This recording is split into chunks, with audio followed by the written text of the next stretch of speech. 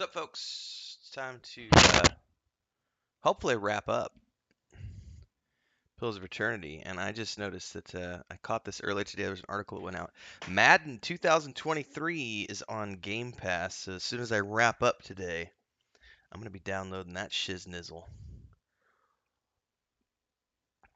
I do like the Madden games. Also, I like, I've noticed that they said that MLB The Show's coming soon, end of March. And I love those games. I've liked in the past the NBA 2K games, but the last one I didn't really care for. But MLB The Show, I will definitely play the hell out of that. So I'm not gonna, you know, worry about that now. It's the end of March, but Madden's out today, so yeah, I'm gonna go play that in a little bit. Anyway, let's continue with where we're at here. Why is my screen? Hold up a second here. Is that working? Need to make sure that we're good here. For some reason it had stuck. Let me move around here. Something's not working here. Probably got to unlock this. Go full screen here. There we go. I don't know what was going on there. For a minute there it didn't want to work. We're good now. Alright. We are in the pit. Which, as I remember, is like the last part of the main campaign. Which I have done before. After this, we're going to do the White Marshes because I've never done the White Marshes before. But in the meantime... and quiet. Be cautious. Be constant. Now this I haven't seen. You know what? We need to send Durance off by himself. I'll let Margaret's fire bless this one. There's a lesson to be taught. Failed to disarm the trap. That's Let's not burn good. this away. That's not good. Well, screw it. If I can't disarm traps, there is no point in trying to be sneaky.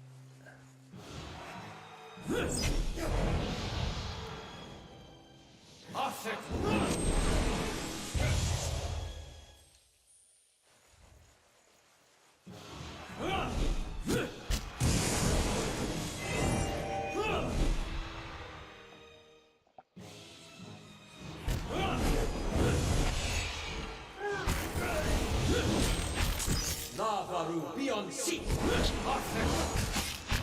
Navaru beyond sea.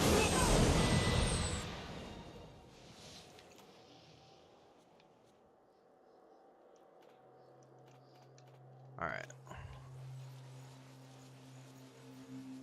Ain't no reason to be sneaky if we can't disarm the traps.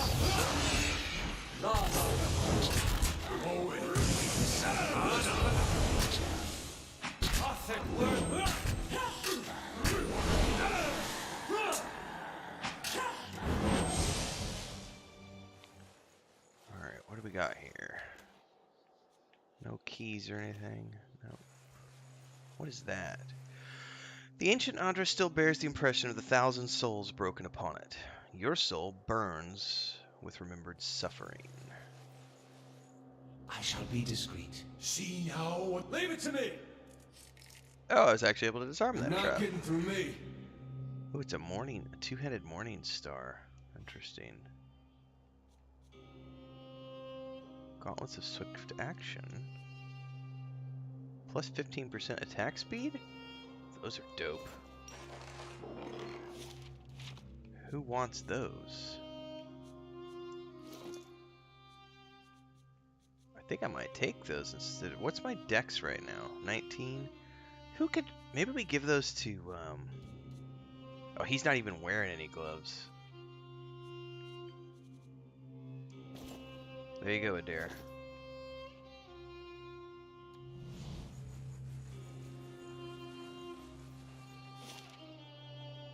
Soul Guardian.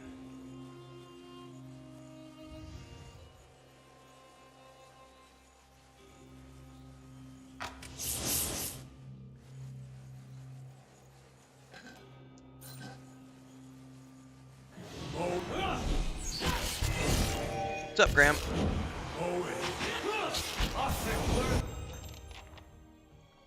How are you doing?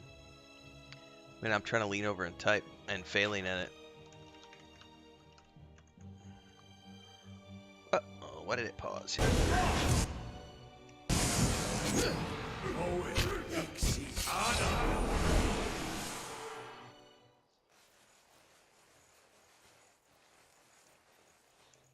The pillar tugs at your essence. A pulse from the world itself moves through it.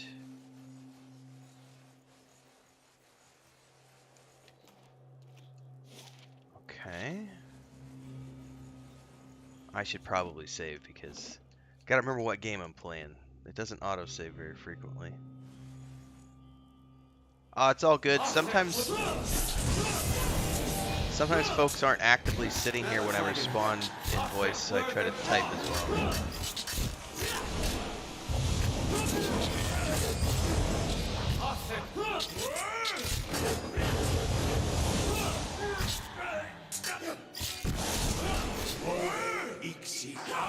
Started to stop this game twice, not because it isn't amazing, but just because of life. Oh, Dreadfire is, dude. I like this game a lot. I will say this though, the first time I played it, it was a little difficult to get into because the lore is so unique and the world is so different and everything they do is not like every other fantasy game you've played, or more specifically, a lot of the CRPGs we all grew up with were set in Forgotten Realms. So, at least for me, I'm very familiar with Forgotten Realms lore, and they turned it all on its head and did different things with classes and races here. And they have this unique pantheon of gods who aren't really gods, but yet they are gods, and the childbirth stuff that's going on and the ripped souls, and there's some really just complex stuff that happens in this game. And the first time I played it, it was a little tricky to get into. I will use a lockpick, yes. Second time the story made much more sense because I understood it, but there were still things I learned from the first time. This time around, I'm just, it's just for fun. Because I wanted to try it on Game Pass. But Deadfire is like, it took this game and made it like, I would argue that it's like 2 to 3 times bigger. And whereas this game has a lot of voice acting, it's not 100% voiced, and Dreadfire is 100% voiced by the Critical Role cast and other people, and it's just, you get a pirate, you get a ship, and you get to be either a pirate or a privateer, and your ship has stats, and your ship can be upgraded, and it's a really cool storyline of your character sort of, it's a really cool storyline without spoiling things. Baldur's Gate 3, I think if they can do as good of a job as they did with Divinity Original Sin 2, which I think they can, I'll see what I can find. I think we're going to be in for a phenomenal experience. I've loved everything I've played through on the early access for Baldur's Gate 3, and it is shaping up to be truly an unforgettable experience.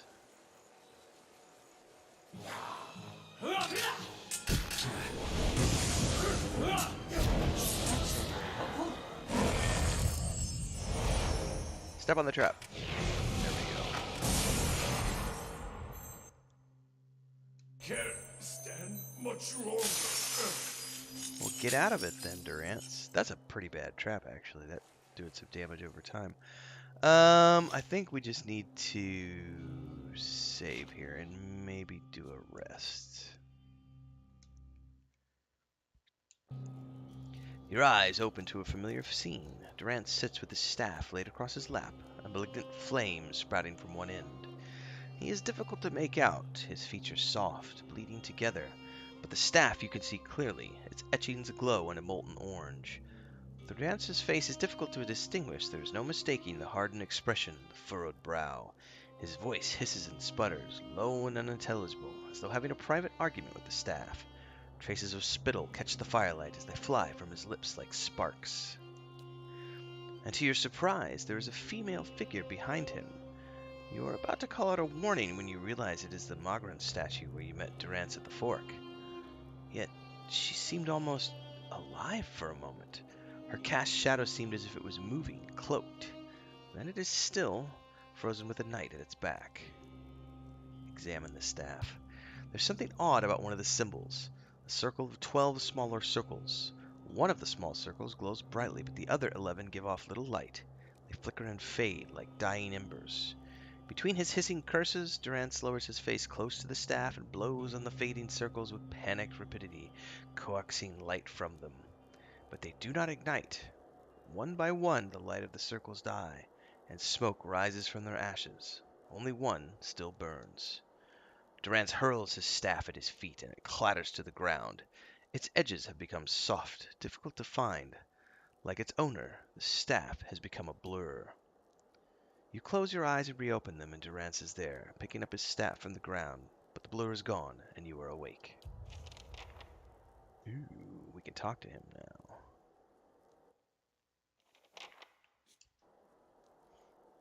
And what must you say now? I had questions. If doubts and curiosity plague you, you're skinning your knuckles on the wrong door. I just had another vision where your staff symbols were dying. You see many things that aren't there, Watcher.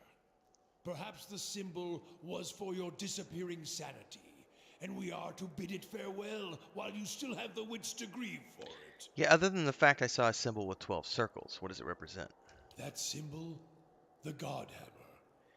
Ah, so that was the symbol I saw extinguished on your staff. No riddle there, Watcher. It took 12 of us to build the God Hammer. Afterward, I took my leave of all of them to see what Margaret had in store for me. I've seen none of them since. And you're sure there's not more to that story? Your kind has a way of interpreting its visions to fit the version of the truth you like best. But Margaret's flame leaves no room for interpretation. Waste the time of others with your distortions and your fever dreams. Flames distort all that lies around them, and you never seem to be far from a flame. It's always the way of the mad to try to convince others of a reality only they can see. But when your doctrine's the truth, it requires no convincing, only an opening of the eyes. I would purify you, Watcher, if I thought it would help. Cranky old man. Alright. I'll take a peek. I think we're going beyond the door now.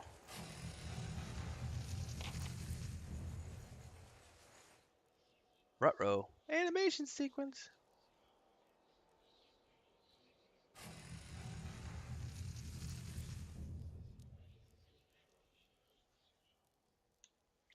Ooh, it's Eovora. A column of Audra rises above you, stoic and silent, its ridged layers a measuring stick for the passing of ages. It feels to you as a thick block of ice, and you perceive buried deep within its core a dim, flickering flame, all but extinguished, yet preserved against the ravages of the elements. At your approach, the flame seems to steady and draw strength, and the layers separated from you melt away. You are bathed in its glow, a bright beacon in the gloom. The glow seems to fade as though you had adjusted to its intensity, and where it was, Yvara steps into existence, an idyllic shade hovering above the moist prison floor. Though ageless, she appears somehow different to you now. A slight stoop to her carriage, perhaps, or a trace of sunkenness in her eyes. There is a broad scar across her face, fibrous and wormy where flames once leapt, unhealed even in death. My old pupil. You're a welcome sight, but a worrying one as well. Do you still wander lost in the darkness after all these many years? You are so different now from who you were then, yet much remains the same. Old troubles with a new face. What is it that has brought you here? It would seem that I have unfinished business. I'd hoped after our last discussion you would find what you sought. Has it eluded you all this time? I can only guess your presence here has something to do with Theos. The energy of this place changes when he is near. I don't know what he has done, but I do know of the souls that pass through here now. They do not come by choice. Yeah, that's because Theos diverted them from the cycle. He's trying to empower Wotica, and to blame Animancy for the damage it's caused. After all this time, he would still stand against the tide. You knew me when Theos did. There's something I need to know about that time. I will tell you what I remember. There's something about that lifetime my soul can't let go of. I need to know what it is, and I'm running out of time. I see moments from that life of you, of the Inquisition, of Theos. I can see his influence, still hanging like a weight about your neck. So it always was. He had inspired something in you. We spoke of him the last time you were here also. Oh, the last time? It was just after the trial. You were agitated. I think because you started to consider that what I was teaching may have been true. And what was that? Yavara's mouth tightens and her brow furrows, a look of pity. Her eyes shift back and forth between each of yours, as if looking for something that would help her decide whether to speak. That the gods aren't real. This is an important part of the storyline that I was talking about earlier, if you're still here, Graham. If you've never played this before, that first time I played through, this is the confusing part, because they established this whole new pantheon, and it's... I don't want to spoil anything if you ever do get around to playing it, but the gods are the gods, but you know, they're not really gods. It's very, very interesting, this story. Pelagiana throws her head back and laughs gleefully. Of course not. It all makes sense now. Huh. I dreaded the idea from the moment the Delimgon suggested it. And yet, it almost feels like a relief. She's not serious. She is serious, yeah. Perhaps not to her. Many are those whom the gods have scorned. This is petty retribution. Nonsense! Clearly she has not been on the receiving end of a god's ire. She'd know how real the gods can be. What I taught was that the gods whose faith we had been spreading were not gods at all, but something else entirely. Something created by people. So this takes into account the mythology of how gods are only as powerful as the people who worship them. So the more people who worship, the more powerful the god, and then they were created through that. But there's a great duology of books that Dan Simmons wrote after the Hyperion saga, which is called it's the Ilium and the Odyssey, I think, but it's based on Homer's Odyssey, and it tells the tale of, you know, Achilles and everything around the Battle of Troy, but the gods are gods because of quantum technology, not because they were deities themselves, but because they were human beings who, through technology, had grew to be powerful enough to become like gods. It's a great duo of books. So anyway, who created these gods and for what? They were conceived by Engwith, a society of high minds and broad concerns. Theos' people. In their time, every people worshipped its own gods. Sometimes they warred over it. After a few wars of their own, the Engwithans sought an end to it. They devoted all their energy to finding the true creators. Generation after generation, they prodded and worked the stitching of the world and unlocked its secrets. One day, they found an answer. Except the answer was no answer at all. There were no gods. Oh to yeah, be they did. found. There's some really good ones. And Or there's if even there ever were, again, the they second were game gone. has even more, and they're even better. It shook them, this finding. If they could discover this on their own, how long until others would? How long before war and chaos reigned over a world without consequence? But they had mastered many things in their pursuit of these answers. And with their mastery, they crafted their own gods to fill the void, and sent missionaries to the corners of the world to spread their faith. So who created them, and for what? They were conceived by Engwith, a society of high minds. Okay, yeah. So, yeah, that's just repeating what she just said. This is why you started your own faith? I never thought of it as faith, but I think you are right to call it that. Let the world see. Let them decide what to do. That was my faith. I became a missionary because the gods brought me hope that I wanted to bring to others. For a time, the truth sent me to a dark place. Then the day came when I realized nothing had changed, that I still had a purpose, and the purpose was the same and it was worth living for. I began questioning the other missionaries in public, exposing their parlor tricks. In time, their following became mine. And how did you discover this? The Nguithan missionaries all knew it, but they never told the rest of us. They meant it to be a secret that died with them. And in the end, they allowed their bloodlines to fade from memory. I had been assigned to join a few of them at a temple. I found the door to their chambers closed, but the room was stone and the door thin. Their voices carried. I heard enough. I investigated the things they spoke of, and everything was there, just as they said it'd be.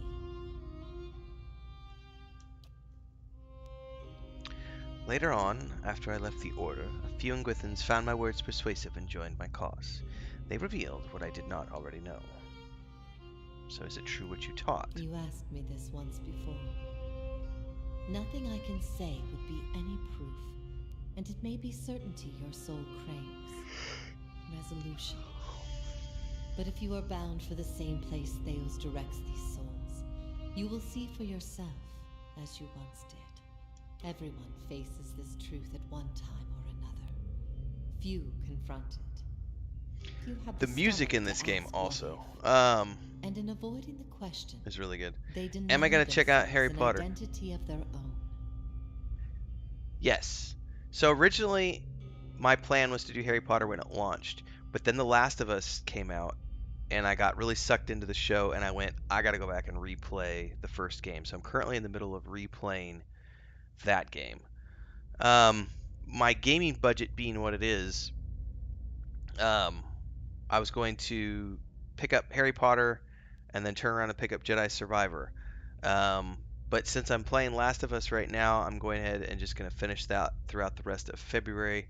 And then when I get into March, it's going to depend because since Jedi Survivor got pushed back to the end of April, then that frees up my budget for April. So that's covered. But my March budget is either going to be um, one of two things because I'm still waiting to get confirmation from one of my brother's friends to find out if they want to do a Starfinder um, campaign. Because if they want to do a Starfinder campaign and we're going to do tabletop, then I've got to pick up like the core rulebook and the module and some other stuff, and I got to spend like $80 on Fantasy Grounds to get the book so that we can all play so that I could DM that campaign. So once I know whether or not if we're doing the tabletop campaign in March, then I'll be spending my budget for the month on tabletop. But if we're not playing that in March, then I'll turn around and get Harry Potter. Um, so The Last of Us I actually played the first time through was when they used to have PlayStation Plus used to be a thing way back in the day, so I had a subscription. I didn't actually own it, and I thought I did. So I spent like $20 or whatever to pick it up, the remastered version, like a couple weeks ago or whatever. So that's the short version. I had actually, if you go back and look, like on my community page, I had made several posts about that, and I did about Harry Potter, and I had made a video at the beginning of the year, like my top 10 upcoming games of the year, and it was like Harry Potter was like the first game I was going to play that was a new game coming out this year. And then just Last of Us got me by the balls, and I was like, yeah, I'll just push Harry Potter off, play it later on, a month or two down the road. What if all the tragedy, all the persecution, came in defense of an imposter? That's not... That can't be right. Aethys, he's done miracles for people. The power of the gods is undeniable. The truth of the story they weave is not. What if it were forbidden knowledge rather than fault that earned your doom? What of your guilt? Margaret set a path for me. She is fickle and cruel, but that is how she teaches. You know nothing of the fires that have shaped me. And what if the fires themselves were lies? Lies you told yourself to bridge the gap between experience and truth. Beads of sweat coalesce into Rance's forehead and trickle down the sides of his face in streaming rivulets, as though he were a block of ice standing before a great pyre. What if you had always been alone, without guidance? Well, as poorly as I've chosen my guides, I suppose it would be a comfort to know that I'm free of them. We're in the same area, Graham. I literally, this morning at like, I don't remember, I was playing, like, I've been up since like 1:30, and I think I came in here around 3:30, 4 o'clock in the morning and played, and I recorded like 3 sessions back to back, but I went through the dam, and, fuck, where did I leave off this morning? I just got to the, oh, I know where we got. We got to the university. I got to the university, is where I left off. So the university is, because there's the dam, and you know, not to spoil anything. There's a chapter in between the dam and the university. So I'm like one. If you just got through the dam area, then I'm one chapter ahead of you on my Last of Us playthrough. I've been trying to just. I'm not trying to rush through the Last of Us. What I've been trying to do is play the game at a pace that sort of keeps up with the episodes. And because, by the way, don't forget, tonight is the next episode. They're airing it early instead of on Sunday. So I went ahead and played more than I would have played this week, because I was wanting to finish this game up earlier in the week, but I had to play like two extra days worth of Last of Us because I wanted to make sure that I was ahead of Friday's episode of the show. So I'm pretty sure Friday's episode is going to be them getting to the tower. I don't know if they're going to go beyond the radio tower. So we'll see. I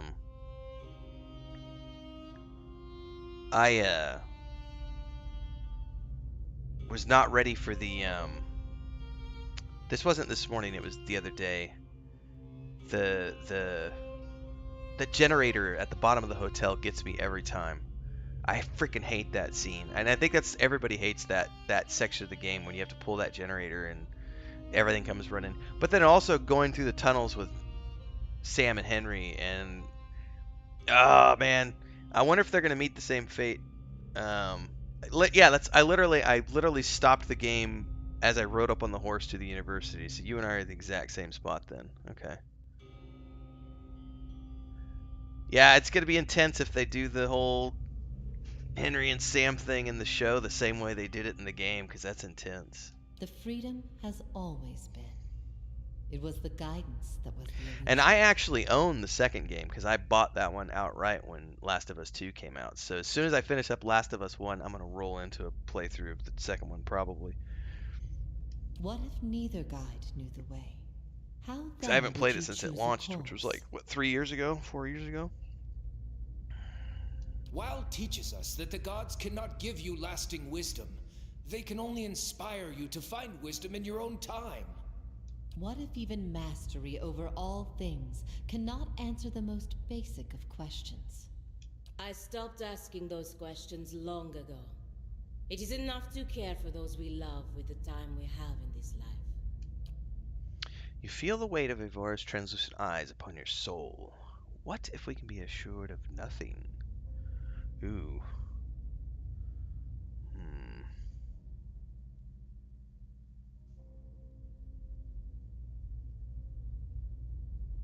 The only value is the things we create ourselves. I kind of like that answer. Let's just choose that one. Verus, we find purpose in ourselves and in the people in our lives. There is bliss to be found in the things we create, but sorrow as well. Every creation bears the imperfections of its creator, and its creator's creator. Art and song are creations, but so are weapons and lies. We must be careful that our creations do not consume us. I ask these things not to trouble you, but to show why they must be confronted. No answer is simple, but somewhere between them all lies a truth so beautiful, not even a god could conceive it. Do we not owe ourselves a chance to find our part in it?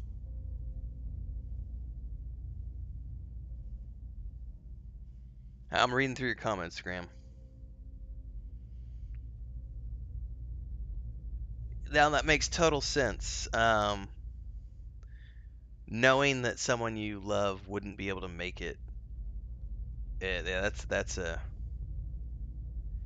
that scene when she opens when Ellie opens the door and Sam has turned and he pushes her back through the door and Henry does what he does and then immediately does what he does after that.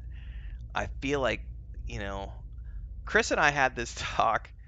Um, she's never played the game, but she's watched me play it and she's been watching the show with me. But we had a discussion. I want to say a couple of days ago we were talking about the idea of how would you handle like the idea of a loved one turning and you have to be the one that takes care of it. Actually, no, that was this morning. That totally was this morning because we were talking. Oh yeah, we saw a really horrific thing this morning. Um, nature is cruel. Um, and where we live, there are a lot of stray animals.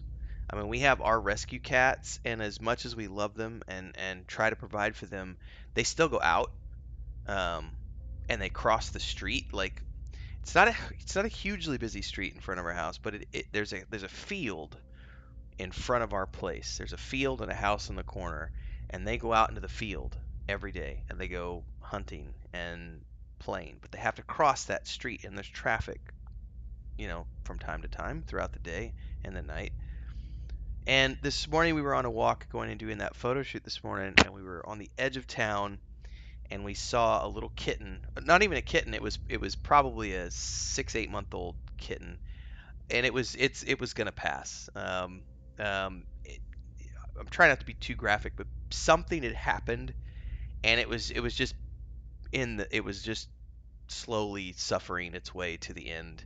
It was missing like I don't know if like it got drug underneath a vehicle or if it like woke up in a vehicle and the fan hit its face, but the animal's face was like gone. Like the face had been like cleaved off and what was left was exposed matter and the animal was just sitting there on the sidewalk just like hunkered up like this, and it's like it was recent, so it's like that animal's going to die within the next few hours. And so we had this long conversation. Chris was asking, can you go to the vet and buy an injection to bring home and put it out of its misery? And I was like, pretty sure you can't just anywhere in the world. I don't think you can go to the vet and buy that. You have to take the animal in because there's too much risk involved with people who might abuse that dose for something else other than its intended purpose. Which then led us to the greater conversation of it hurt. It really hurt to see that animal suffering like that, and you want to do something about it, but you can't. It's not my animal. I can't. There's nothing I can do about that. I grew up on a farm. I grew up on a dairy farm, and my brother and my parents still have now it's cattle, beef cattle. Um, I have had to put down animals in my life, not in many years, but I've definitely had to put down animals. I've had to for suffering. You don't want the animal to suffer. Also, in the case if there are certain species which are rabies carriers in the U.S. that the government gives you clearance to take care of. And you have to if you're gonna raise animals for consumption or you're going to raise animals for the meat or the byproducts for human consumption. There are things that you have to do to ensure the safety and security of those animals and to ensure that the quality of everything is maintained at a standard that the USDA. Anyway, long story short, I've had to put down animals. It's never a pleasant experience at all. It is a heartbreaking thing. And that got us on the conversation of how, vets often talk about one of the biggest issues with people who bring in their small animals to be taken care of at the end of their existence is I think the statistics are something like 90% of animal owners won't stay in the room when the vet does the last injection. Like they can't handle it. They just walk away and they're like, I can't watch. It's too sad. And it's like, that animal was your family member for 20 years, 15 years, 12 years, or whatever, and you can't give it the last 5 minutes of its existence because you're a pussy. Sorry, I'm being very blunt right here when I say that. It's like that's just not cool at all. And I've had to be in that scenario, and so it was a very quick thing where we saw that, but then the conversation turned to The Last of Us at the end of all this conversation, and I was like, that's when we got to talking about The Last of Us and like what the difficulty of putting down a loved one. Like that's another level beyond.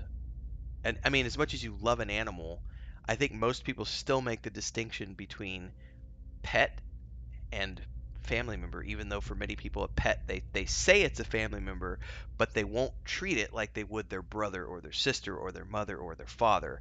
And so, sorry guys, this got really dark. But yeah, it was a very interesting conversation about having to deal with that in the Last of Us scenario. So that was me extrapolating on what you had said about knowing someone would never make it in that scenario. That's a it makes you, it hits different. It hits different is what I'm trying to get at. Hmm. I don't know. Is there simple? Do we not ourselves a chance to find a partner? We do, even with assurances there is still truth. If that is truly what you believe, then you are a far different person than the one I knew. I've been alone here with my thoughts for so long now. I've found peace with my failures and with my punishment. I no longer curse fate for what might have been. But there is one thing that has clawed and scraped at my mind all Rest in these peace, years. little kitty. See you when we get there. One Yes, thing that will absolutely. not be put to rest until I know. I need to know why you chose to remain with the Inquisition, even after you'd learned the truth. Do you remember?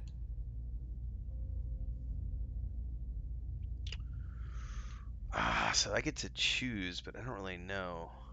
You teach me a threat to all I believed in. I resented you. I wanted to please the gods. Your capture brought me glory. I was afraid of what Theos might do to me if I didn't agree to do it. I don't think I had a reason. I just did it.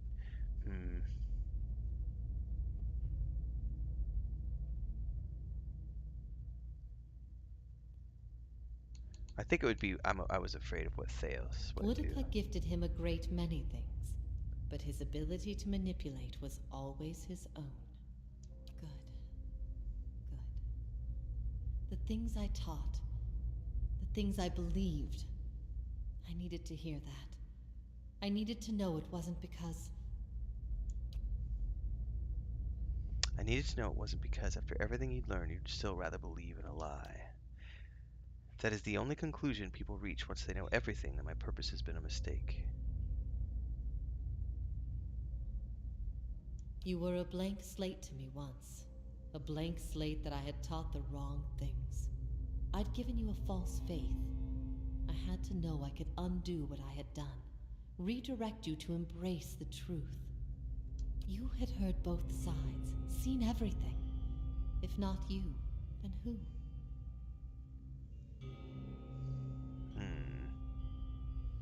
You're never going to be able to convince everyone of everything, true or not. There will always be dissent. I expected dissent. But I needed to know that true faith would prevail. Perhaps I've been wrong to place so much importance on one person's actions. It was all I could do to feel like there was an answer. Even knowing what you've told me, some part of me knows it doesn't truly answer what I wish to know. Nor will an eternity of silent contemplation. I will have only my guesses and suspicions, and that will have to do. And what of your understanding of our past? Are you at ease with the choice you made? I regret what I did to you and wish your forgiveness. There is nothing to forgive. The fault was always mine. I led you down the path that led to Theos. When I tried to steer you back, it was too late. To have taught someone wrong is far worse than to have done wrong yourself. Long have I wished to make amends for this, but the time has long since passed. The other thing too I was just thinking about too though is we also, I have a different perspective because Chris and I, we kill our own meat. we kill our own chickens. We harvest our own food. And that's, you know, it's a the world is. I don't know if you are or not, Graham. So I'm just gonna put this out there, but this is why I have. It's interesting to me to have conversations with people who are vegan for the purposes of moral grounds. What's up, Chris? Is that Lucas? Do I need to put the? Well, let's see if he stays in here. What's up, Luke? You coming up in the bed? I gotta put his sheet on the bed. Whoa, what's up? Do you want your? I'll just give you my sweater. You can sleep on my sweater, buddy. Hang on.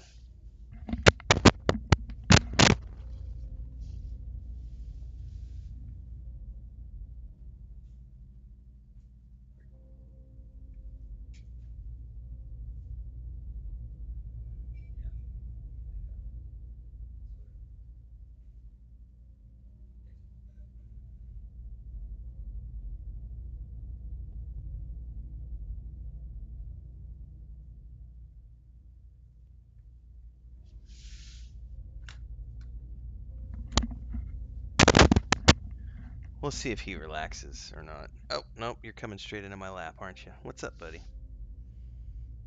What's going on? You are dirty. Mommy let you in here and you're all covered in dirt. Anyway, the discussion on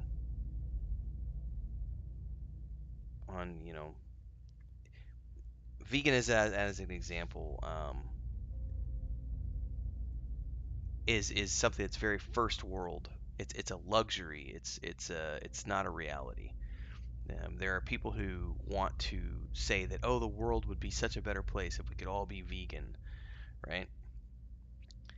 Well, the reality is that veganism is only a fad that the rich or the people in developing countries can afford to indulge in.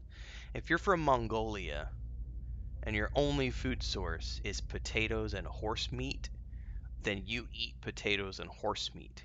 You don't get to go to the grocery store and buy almond butter and almond milk and tofu and vitamin B supplements. Like, you eat what is available in the environment that you live in. And most developing countries are like that. And it's just a fact of life that we are all part of the food chain, willingly or not. Um, it's the world we live in. And I find that these are tricky conversations to have sometimes. Lucas, I'm trying to play a game, buddy, and stream, and you're just like taking up space in my lap. What's up with you? Did you decide that you're coming in and you don't want to be a Mr. Hunting cat? You want to be a baby that needs his daddy? Your eye has a little eye booger in it. And I'm terrified for my cats after I saw that this morning, because it's like, we rescued these kittens and they kind of came with the house. And I mean, look at this. I mean, I would never want something bad to happen to this dude right here. I mean, he is, you know, this is, he'll be a year old. Actually, he's a year old right now, I think. This month he's a year old. Because he was, they were like, we estimate about 6 weeks old when we got here. Um, and we moved in on March 15th of last year. So his birthday is like right around right now, first of the month. Yeah, buddy, you're a year old. And you're the one who started crossing the street first because you're like, I'm going to go explore. Alright, can I go back to playing my game? You can totally sit here if you want. But I'm not going to get out of the chair for you. Are you going to go over to that chair? Alright. At first, I thought this might be the source of your soul's anguish. But now I see I was mistaken. You are not divided on this matter. You What? have put it behind you. Why are you crying? Do you need to go back out? It is with Theos that your agony lies, in sun and shadow. Your questions are not for me, but for him. And it may be that only an answer from the mouth of Theos himself will satisfy your needs. Yet if there is anything I can tell you that would be of use, ask and you shall know. Are you bound here until the end of time? in a matter of speaking. This is Breath Yamen, the court of the penitents.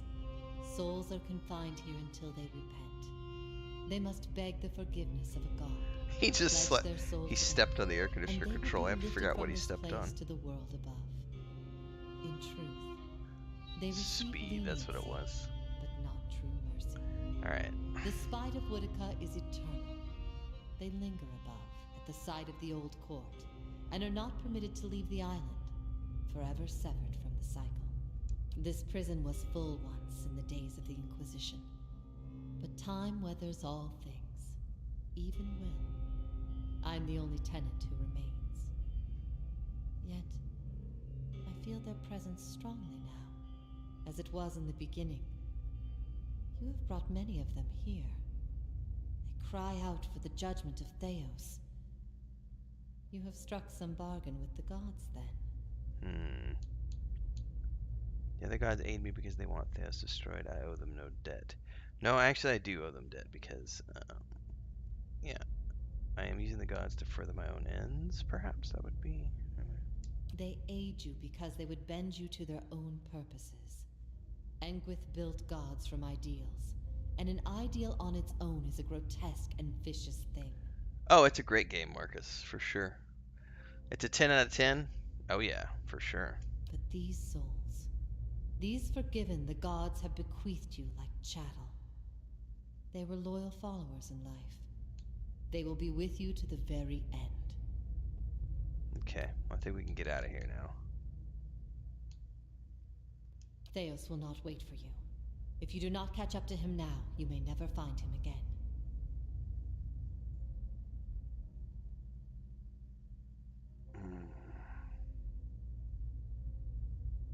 Man, these options. The gods are giving me the soul of your sake. If you repent, you could join them. Help me strike the final blow against death. I don't really want to ask her to repent, though, because she didn't do anything wrong, so to speak.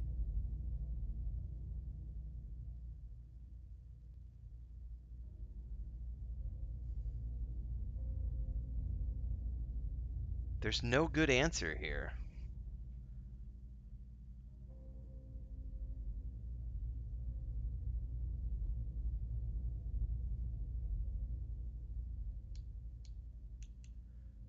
Let's just see what she says about the repent option. If I repent, all I have That's done what I has thought meant here. nothing. What about the defiance option? You notice a bond now, one that has always been, an interleaving of her essence with yours at the extremities of your perception. You are tied to this woman's spirit. You can feel a measure of control over it as though you were its shepherd. What are you suggesting? I could disintegrate your soul, make you cease to exist. I can't even, I don't have any.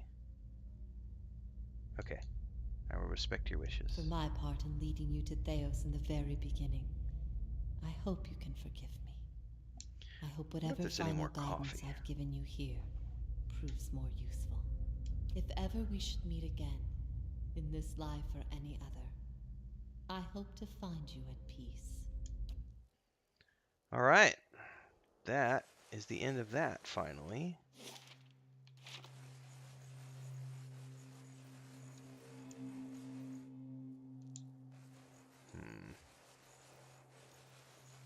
So we need to go back up and out, right?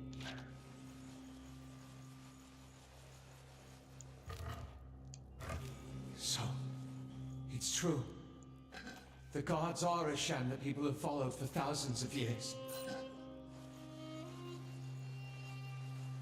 Indeed.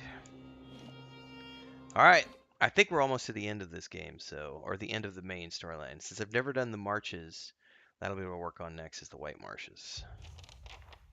Search for Theos. Alright. Oh, that music just kicked in. I can't see much, but I hear a noise like a pig choking on wet feed. So, I guess Durance is breathing, at least.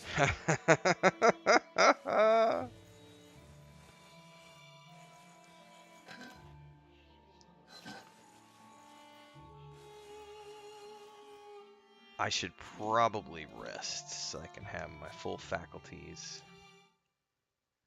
spells, and everything else at my disposal.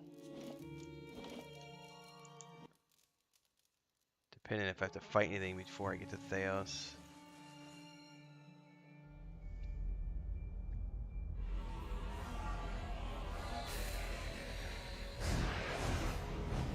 Oh,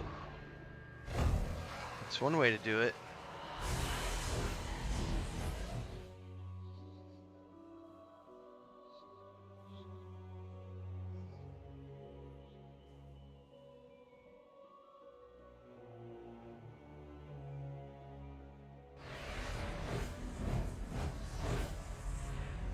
Full of surprises, aren't you?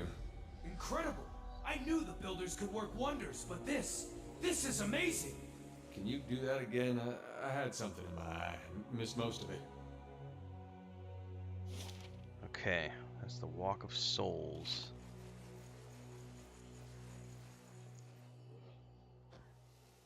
Okay.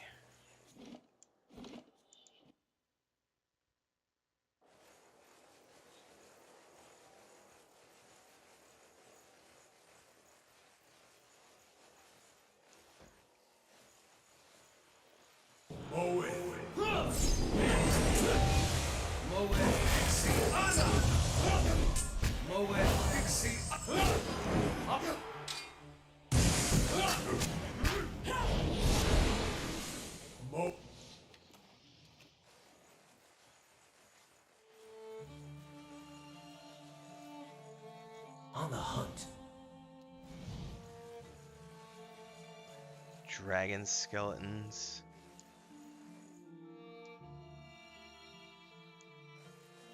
I asked you to look at it. Chalky bits of bone break away in your fingers. Oh shit!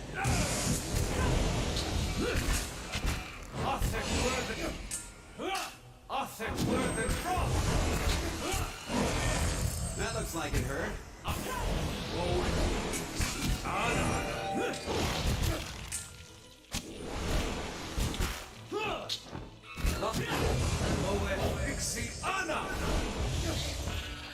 Curses! I'm blinder than a horpox bat! Alright, and we should have dialogue we need to do, it looks like. We've been lied to. Our whole lives, and many lives before that. And it's led us to put our faith in a pantheon of gods that never deserved it in the first place.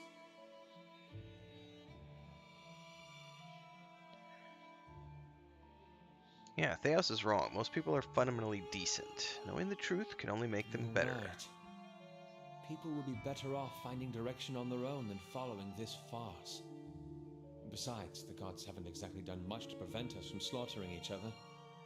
If anything, they've only given us more pretenses for doing so. The slaughter seems to come whether there's a god involved or not. If there wasn't a god justifying it, it'd be some other thing.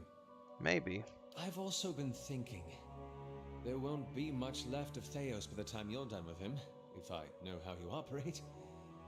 That will leave the leaden key headless. Perhaps it's best it stays that way. Someone should fill that role. This is unexpected coming from you. Why keep it going? Someone's got to keep everyone from murdering each other. Then let's face Theos. When this is all over, I'll remember what we've been through. I'll see the leaden key transformed into a stronger, better guide for Kith. And I won't make the mistakes Theos did. Alright, what about here? Well, doesn't that just beat all? Here I was, wondering all this time whether all these terrible things were people's fault or the gods. Turns out they might be the same thing. So Luke finally passed out. Wonder how things would have gone different 15 years ago if the Raid Sarens had been told their god was made in some forge or kiln someplace. Would we still have gone to war? It was their god who made them believe they were right. I doubt they'd have fought if they knew he was fallible. I could see the rebellion still happening, but I don't know that they would have invaded. He looks down at the ground, drumming his fingers against his side restlessly. When he speaks again, it seems half to himself. I don't know. When Woden left for war, we, had a fight. As brothers will. Okay. About him going off to war. He was set on it. But my parents warned him. They said you get a new country with every trip across the border, but your God, you only get the one. Me? I didn't know who was right. All I knew was I didn't want him to go. It's the same for families as it is for gods. You only get the one. That's good writing right there. That whole sequence of dialogue was really good. I said every vicious thing I could think of, trying to change his mind. He brushed it off. Just got me madder, of course, him being so calm. He said I should come with him, but he'd understand if I didn't want to. I told him he'd better be able to face his God one day and answer for what he'd done. He said he'd keep that in mind. And then he was gone. By the time I'd cooled off, months had passed. One morning it dawns on me that my brother always knew better than me. If he was so sure of what he was doing, then I should be there with him. I packed my things and was on the road that same morning. Of course, what I didn't know then was he'd already changed his mind. By that time, he was dead on that field.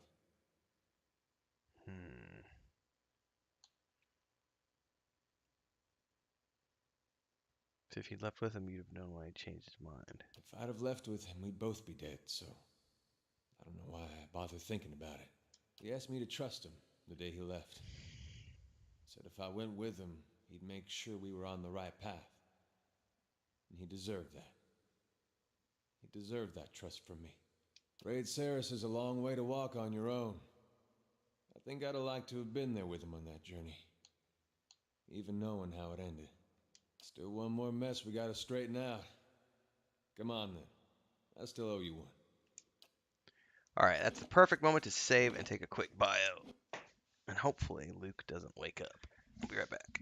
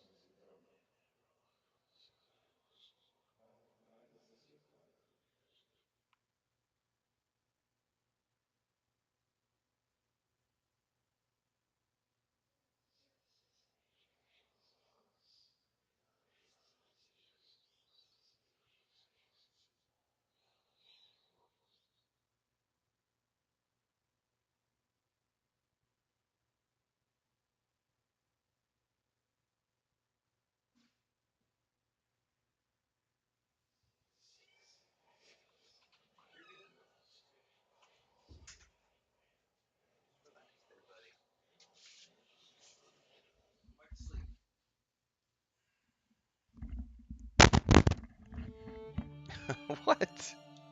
You were sleeping just fine. Go back to sleep, buddy. Come on. Go over here. Go back to sleep. You're good. Give me a second here, guys. I gotta get Mr. Needy to go back to sleep. He's wanting cuddles right now. Oh, you were doing fine until I got up out of bed to go pee. Or out of the chair, I should say. Yeah. Mr. Biscuits. Yeah. Everybody liked the video I published the other day with you doing biscuits in the bed. Yeah. Cats, man. Oh, you're fine. Let me move the camera over here, by the way. Chris and I had the photo shoot this morning, so just relax. Go to sleep. I gotta finish this game, buddy. Alright. Alright, go ahead. You wanna go in the other chair? Now he wants to go out.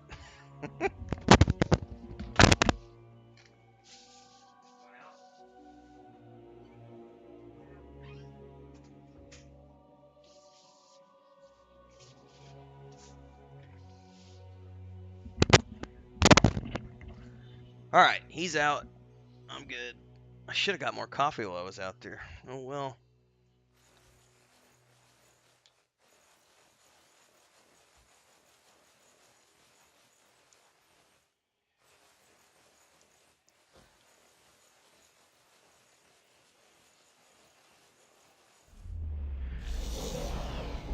The shadows of the cavern suddenly lengthen and swallow you. Your eyes adjust to the darkness, you find yourself in the midst of what must be another vision. You are surrounded by mists. Alright.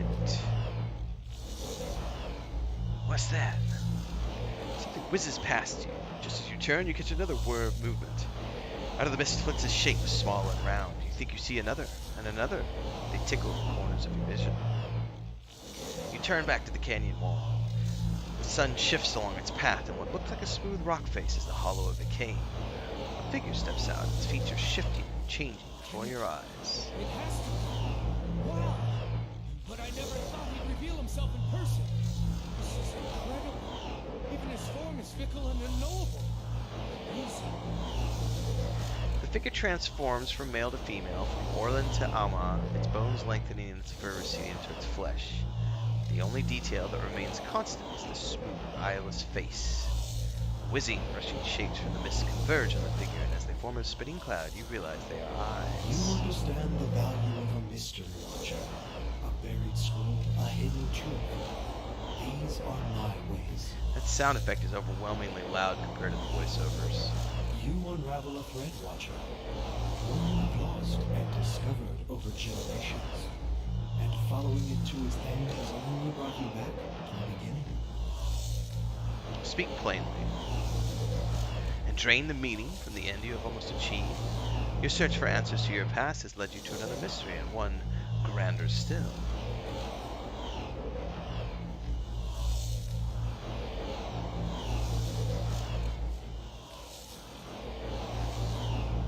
I'm here to stop Wodaka from tipping the balance of power, which means that you must scatter the various things she seeks. A nebula of souls, blind and limited in potential. The answer to Wodaka's question at the beginning of yours. What would you do with them? Bareth wants them returned to the cycle. To live out countless lives, each old existence lost to the new. The point is never the end with that last shuddering breath, but all the years that lead up to it. Even the gods require fresh mysteries. Alright, the clouds break, and the torrent of rain washes Whale's features clean. His blank face molds itself again, taking on the shape of something you've never seen before. Do not consign the souls to the fate of some god's choosing. You have found them. Now scatter them across existence, the destination known to neither god nor mortal, to be lost again, new answers to new riddles. What end would that serve? No end, Watcher. That is the purpose. But what would happen to the souls? Unknown. They could end up anywhere in the realms of gods or mortals, whole or divided. Discovering them again and charting their course through the ether will be another mystery. That is a word for endings, and this is but a crossroads. Even I do not know what you would choose. That's interesting. So he doesn't want me to put them back into the wheel. He wants me to just... To hell with the consequences. Let's let them go because I need a new mystery to solve.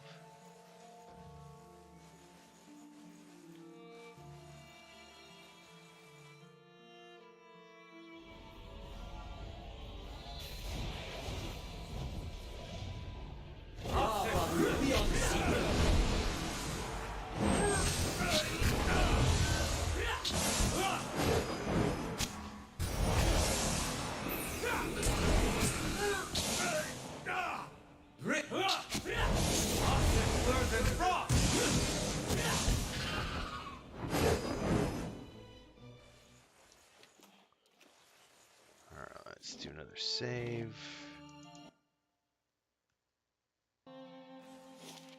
Okay, that leads to the court, so that's probably where we want to go. But let's just, for the sake of argument and clearing the whole zone. Oh, can't go down there apparently. How would I have gotten down there?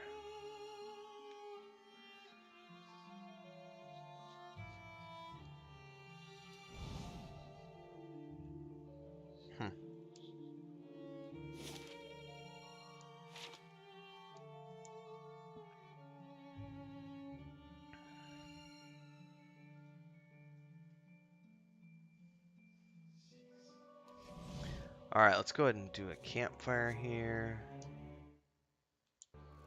Hard save.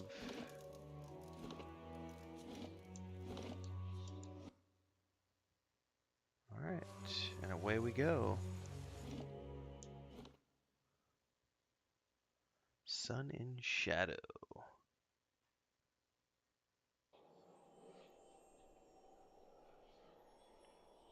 Alright.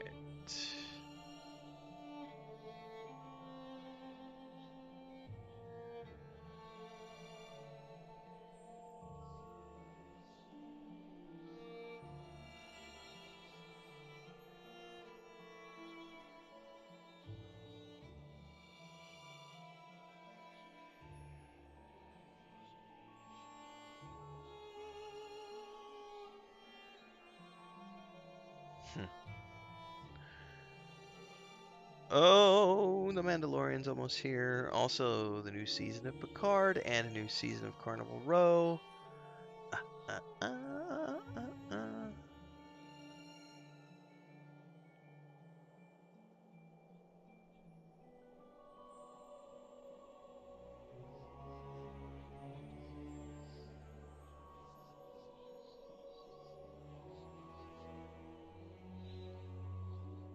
Alright, off we go.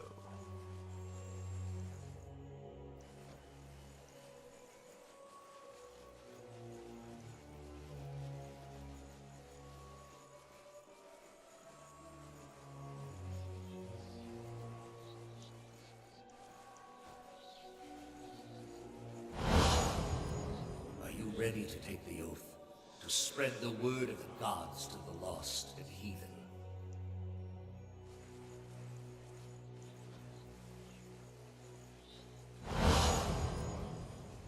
I am trusting you to remain loyal to the gods in this. If you do not, you will have greater powers than me to answer to. But you will answer to me as well.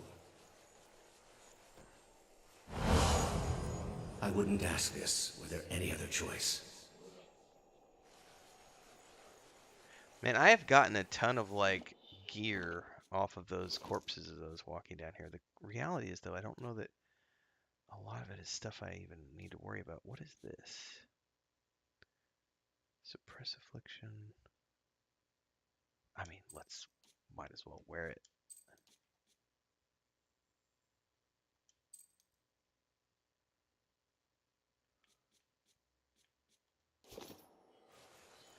Who's still not wearing boots?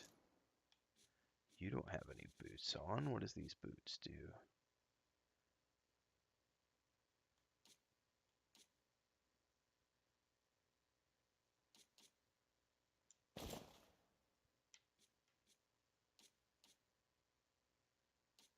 Alright. Hard save.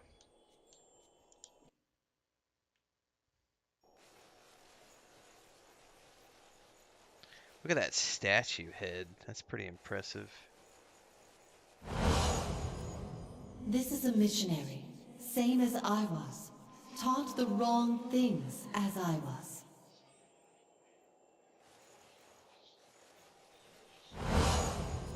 Osionis. They have held off many would-be invaders.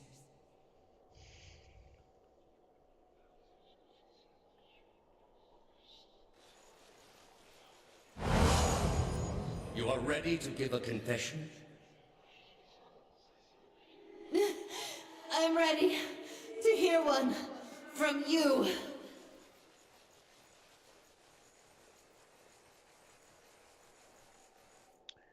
Alright. Hard save again.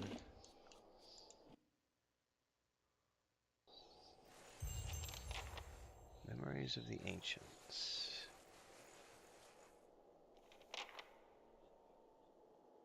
Oh, that's a giant Ingwithian structure.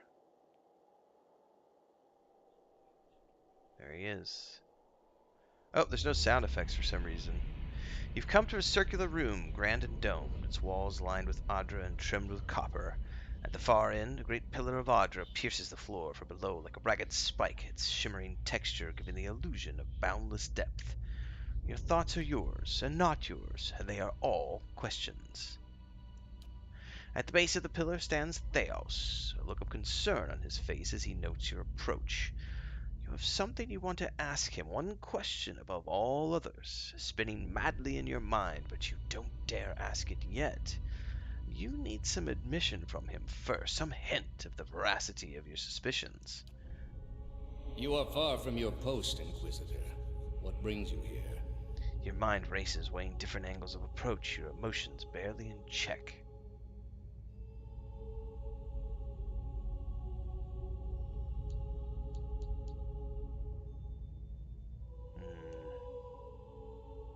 What does that machine do?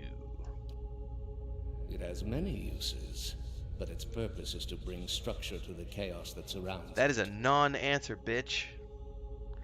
Who are the statues? They are monuments to Woodica's greatest servants among my people. I hope to join them myself one day, but my work is not yet complete. Was the entire Inquisition based on a lie? The Inquisition was based on the need to cut the flesh from a rotting wound. So Avera was telling the truth. That woman sought only to destroy the foundations of peace and civility that my people sacrificed everything to build. And this place? We are in a sanctum holy to Woodica. There are others like it in service to the other gods. I come here often to pray for her counsel, and in this space I may be assured that she hears me. You are shaking now, having lost all patience for tact. No more evasions. You have to know. Everything you believed, everything you have done for the gods. Did you lie to me when you said the gods could end suffering? Theos says nothing. Are there no gods? What is a god? A higher power? A rewarder of good deeds and punisher of the wicked? Something men can turn to in their darkest moments when their days seem only like bridges from one tragedy to the next. Our gods are all these things. With Theos' every word, you find yourself losing control of a boiling cauldron of rage and doubt, and fear and hopelessness until you can take it no more. Are there no gods? We are in a sacred place within earshot of the gods themselves.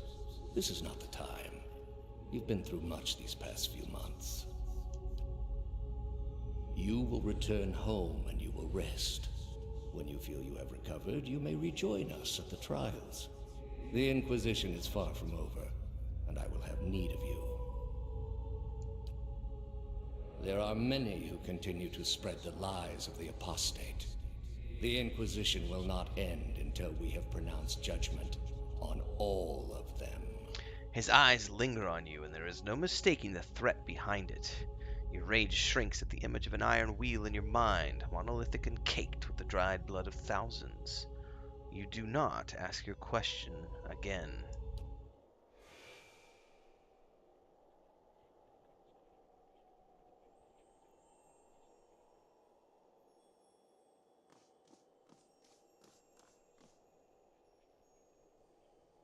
How did you find it? It was Lady Webb. Another in a string of acts of petty defiance. For all her knowledge, she always preferred spite over reason. It was reason that guided her hand in this. Then she should have obeyed. I ask one thing of all my followers. She was incapable. A waste of rare talent and intellect. Her talent and intellect were too great for her to live as your servant. What of your cohorts, then? They have followed you to their deaths. Is it loyalty that brings them here? Or is it, as my agents suggest, that they have no direction of their own? You worshipped Aethys, did you not? Your spies are good. What gave me away? The cape? Yet when your god needed you the most, you chose your country. We were being invaded. Not by anyone who was acting like a god. Then I should think your hometown gave you a hero's welcome when you returned. Well, they made cake. And I think you can expect folks to get jumpy when the gods aren't there to reassure them. Maybe if they weren't all too busy trying to kill each other. The gods argue over how best to prevent Kith society from destroying itself. These disruptions would not be necessary were mortal instinct not so diseased. What of you, Orlan? My agents tell me you are far from home, both in distance and in years. Have your friends proven a worthy distraction from the pain of ostracism? Ostracism? Is that the name for the groin rash your mother gave me? Don't fool yourself, old man. You know nothing about me. Enlighten me, then. Is it Gallowayne you serve, or is it Wow? I give both gods their due service, but I am servant to neither. But such difficulty on the way. If you had only accepted that perhaps you were fit to serve neither god, just as you were unfit to serve your tribe, you might have saved yourself the trouble. My tribe was unfit to serve me. And yes, I'm not fit to serve any god. I need only serve myself. Can you claim that, Theos? Are you your own master, or are you just Woodica's wet nurse? I serve all people better than they will ever know. Better to live a competent servant than an incompetent master. Durant stares at Theos with a beast snarl. Theos watches him calmly. You built a weapon that delivered exactly as promised. I served my goddess as you did yours. Yet the other builders were slain, 11 of a dozen. Why not you? Were you somehow different? Redeemable in your god's sight? There was a message there, whether she meant it or not. Or was it merely that your goddess wanted you dead as well, and your delusions of importance prevented you from seeing the obvious? A whore's beguiling charms, nothing more. But the spell's broke now, Theos. The trial's over.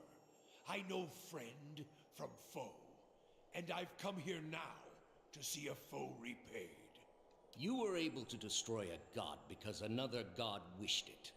Without her hand to guide you, you could not strike at a god any more than you could strike the sky. You are impotent, and not just from the pox. I understand your Duke's bells gave you a mission. Their orders do not absolve me of my greater responsibility to the safety and well-being of the Republics. You might want to skip over this one, Theos. Don't want to pick a fight you can't win. Yet you disobeyed. Something you already have a reputation for. They will know, of course. If it had been for a worthy cause, they might have forgiven you. But I don't see them pursuing animancy after seeing what it's done here. They trusted you, and you disappointed, as you always have. And you will again be disowned. The parents scold, but the children are safe. Whether animancy research continues in the Republics or not, they will survive. For now, that's enough. In any case, I The wouldn't music be just so got a little smug intense. about my fate, Theos. I imagine Woodica responds to disappointment much more severely than even my dukes. State your name and purpose, young acolyte. My name belongs to the gods, in my hand to their service. And I'm going to purge it of your stain. You serve none but yourself. Without contact with your order, you can have no higher purpose. Only the base concerns of the flesh. You have cast yourself from our ranks. No. I've risen above them. I'll take the leaden key and lead in a way that you, who remained nothing more than a slave to the gods, never could. A leader without insight, directing an organization that does not question. Quite a vision, Initiate. You are here because you are lost. The gods cannot reach everyone, I'm afraid. May you fare better in your next lives. I gather you have had your soul awakened. Why else would you shadow my footsteps like some stray mongrel? You think I have something to offer you, but our business was concluded long ago. I lived my life by the lies you told. You owe me the truth. I answered your questions once. That your soul is not fit to accept the answers is of little concern to me. I lied to no one. Not to you, not to anyone. The gods are real. They are everything we need them to be, and the world is better for it.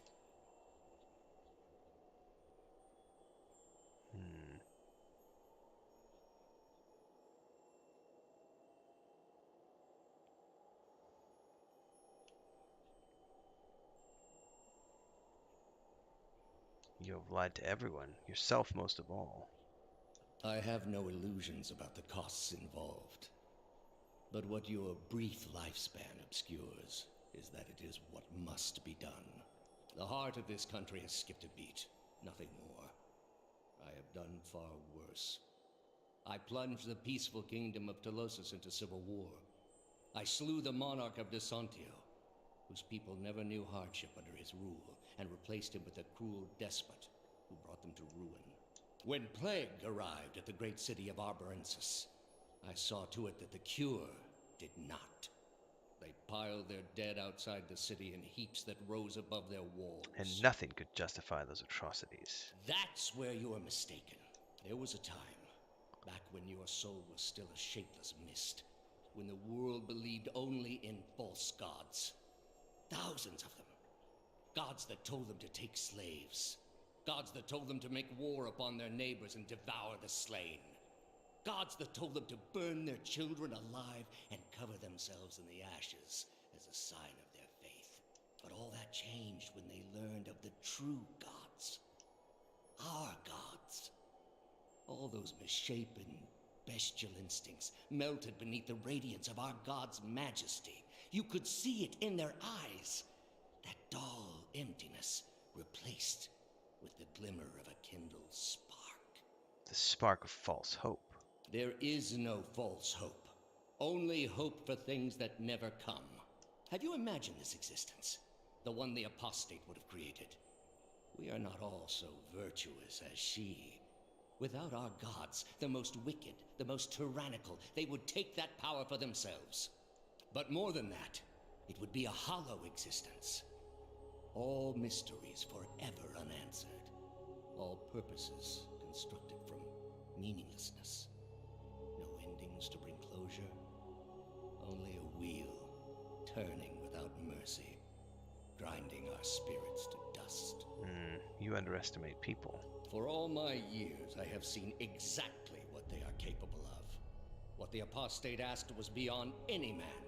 All I have seen, the millennia of experience.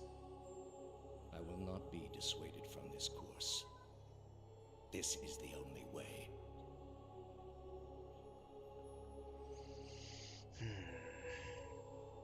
You are blind to think yours is the only way. You are controlled by your own doubts. We are all controlled by our own doubts. Better that we should be relieved of them. With your soul and thousands of others, I will see this world purged of its suffering. I hope I don't die during this fight, because this was like 30 minutes of dialogue, and I would hate to have to redo all the dialogue. Hear me, Woodica. Your servant calls for aid. Oh, it saved for me. Okay. Thankfully.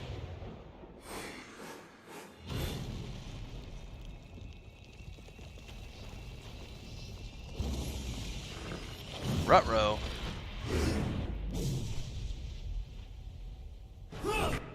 Okay, I mean, I don't know that it matters.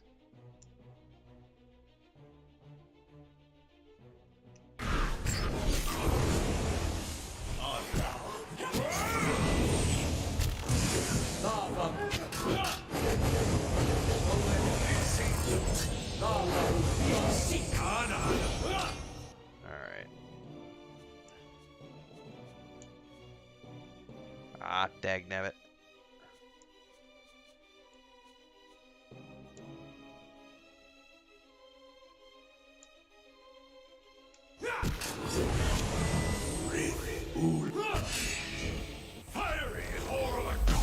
Woo! At your feet rests the body of Theos, hollow, the dense wrinkles shaped by the silent shouldering of an eternal burden now smooth across his color-drained face. His soul remains still for the moment, defenseless, its energy expended. It lies sprawled across his body like a death shroud. I hope this is the end, but what's to stop him from being born again with the same ill intent? And before you suggest the option, no, I'm not eating his soul. I'll put almost anything in my mouth, but not But that. not that. In his own way, Theos must have truly believed he was caring for the people of Aora, protecting them from themselves. A shame his soul won't have a chance to reflect on his errors before it enters the wheel. He was good at serving his god, I give him that. But he should have picked a better one. All those lives. And at the end of them, he was no better than the very people he sought to guide. A pity he would ever have to face that realization again. Alright, let's explore his soul. With a deep breath, you plunge into Theos' soul, and where in Brackenbury it had been a maze of narrow corridors and dead ends, now it is expansive and borderless, its walls crumbling into heaps like the ruins of Engwith as you pass through them. You travel for what seems like ages, rushing to a known destination, a memory you glimpsed once before. At last you see it, no more than a pinprick of light near the end of the long tunnel, expanding slowly at first, then quickly as you near. You come out in a room you are standing in now, but it is new and pristine and filled with people. Thousands of them, all turned towards the great Audra pillar and the machine that encases it. Theos stands at the machine, and you are one with him now. You look out at the crowd, at faces of shriveled old men and cherub-cheeked little girls, at mothers bouncing infants to quiet them, and fathers clasping their children's restless hands and watching you with somber acceptance. A woman with tears in her eyes gives you a small nod. You turn back towards the machine, your breaths constricted beneath the weight of unwanted knowledge, preparing yourself to set out alone on a journey without end. You close your eyes and open them again to find the machine still in front of you, beckoning. You take your place in front of it and place your hands upon a large mechanical disc at the base of a great crystal column and speak a single word. Giant rings creak to life, building speed, setting arrays of carved draconic mouths aglow and sending tremors through the platform beneath you. The entire room shakes now with the force of the accelerating machine, all sound drowned out by its deep, deafening thrum.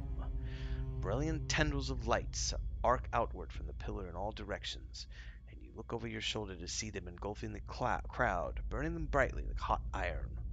One by one, the tendrils disappear, leaving ashen effigies where people once stood, many of them disintegrated into gray heaps under the stress of the tremors. You look above to the Audra pillar, and a glowing spherical mass has begun to coalesce atop the column where the arc converge. It grows and pulses, translucent and bulbous like some immense chrysalis, suspended in slow rotation as though it were being spun from the arcs of light. When the last arc disappears, the spectral mass hangs a moment, no longer rotating, so bright you must shield your eyes through its outstretched hand, and it seems to you as though it is looking at you. You bow your head in acknowledgment and look back up to see it melt into the pillar like a warm candle's wax. The pillar flares with a flash of light bright as the sun itself, then fades into darkness. The machine slows to an abrupt halt, and when the last echo of its grinding cogs has passed, the chamber is still, and you are alone. From all sides, reality begins to bleed in through memory, and you find yourself in your own skin once more, looking down on Theos' lifeless body. You sense a listlessness to Theos' soul, an overwhelming fatigue that hinders its immediate escape and makes it vulnerable to manipulation. You feel as though your victory has given you some kind of hold over it, and you are able to do with it as you please. And I've been asked to return him to the cycle by Bareth.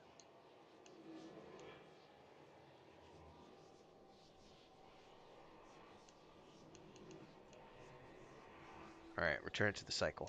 You've let him off too easily, Watcher. I would have left such scars on his soul Pretty sure that's what that he'd Bareth have wanted me begged to do. escape from the wheel's turn. Some acts cannot be forgiven, it seems.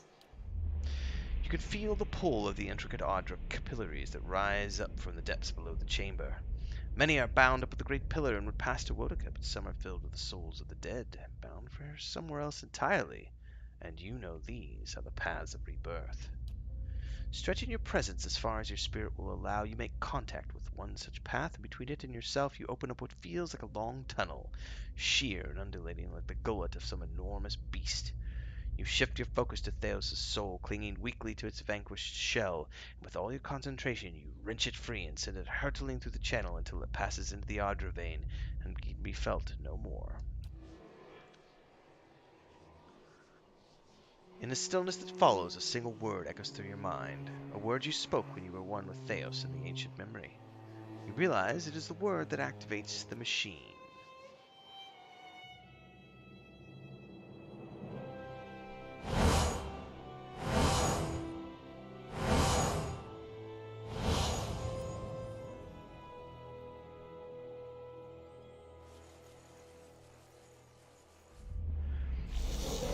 As you approach the machine, the path underfoot suddenly changes to a cobbled road. If you hadn't experienced visions like this already in Tir Eberron, you'd be tempted to believe that the machine had sucked you into it and deposited you in the middle of nowhere. The sun blazes overhead, and rolling meadows and thick forests on either side of the road could be anywhere in the Deer Wood. A shrill cackle turns your head. So Skane. Sitting next to you is a malnourished man, clad in threadbare loincloth and manacles. His entire body is striped with lash marks, and there are scarred pits where his nose and ears should be. He stinks of stale sweat and unwashed filth. You notice someone wandering down the road, but the figure's back is to you.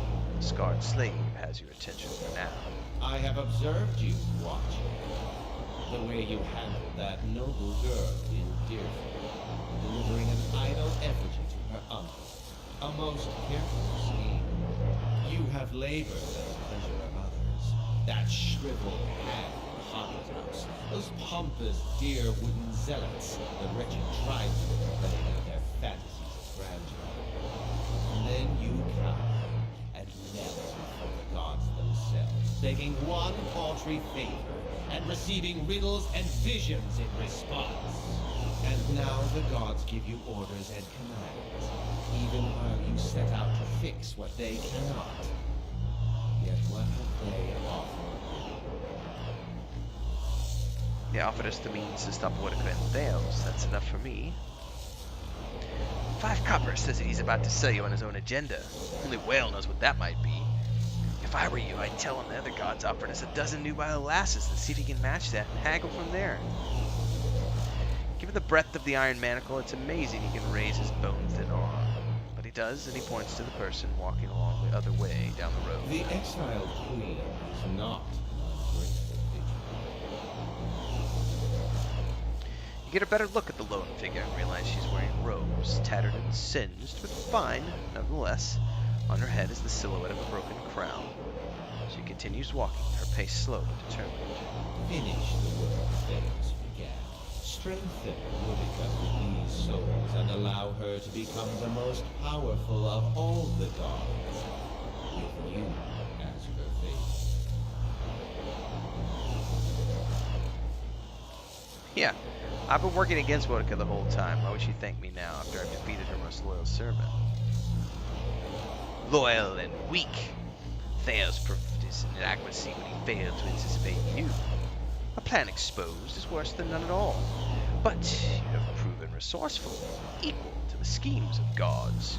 Woodica has a long memory, Watcher. We're both friends and foes, and she keeps her oaths. So helping her would mean the secrets of the gods stay hidden. Safely hidden, yes, from the violent overlords who would cause cease to fear punishment in the next life, from the heavy-handed masters that would answer to no one. The world needs some schemes, or all the souls of Kith so pure that you would snap the tenuous threads that bind society. As unsavory as it sounds, there is wisdom in this. Aloth rubs his chin. Remember the riots in Defiance Bay. What kind of madness would people like that reach within the confines of promises? Gods. What do you mean by her favored? The recipient of Wodica's blessings. She's always had a place for mortals of particular merit. If you help her now, she'll become the most powerful of the gods, and you will be the one who made her so. Think of a lifetime of the rewards that you would reap. The only reward I wish is the joy of pulling bloody shards of her broken crown from my staff when I have finished with her trial. Skane turns his flinty eyes on Durance. So says your companion, who's been abandoned by his own god. Do you really trust him to make alliances for you? I haven't explained the alternative, Watcher. Continue as a pawn of the gods, or a partner of one. Yeah, I won't help you. You say that now, but when you're standing in front of the machine Considering the lifetimes and the powers that await you, we'll see what you will do.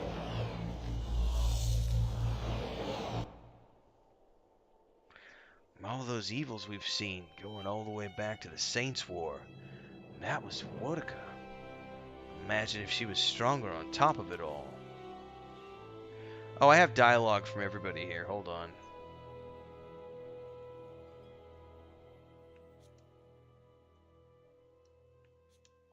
Astounding.